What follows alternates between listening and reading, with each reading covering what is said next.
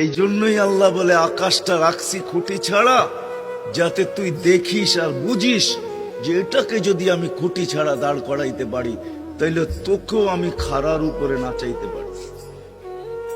তোর বাবা দরকার ছিল বিশাল সূর্যটাকে যদি আমি মহাশূন্যের ভিতরে রাইখা যদি আমি এটাকে ঘন্টায় 6 লক্ষ কিলোমিটার বেগে যদি দৌড়াইতে পারি, যেটা তোদের দুনিয়ার থেকে 13 লক্ষ গুণ বড়, আমি আল্লাহ যদি এটা পারি, তাহলে তোর মতো 3.5 একটা মানুষ, 6 ফিট 6.5 ফিটের একটা মানুষকেও আমি বাধ্য করতে পারি।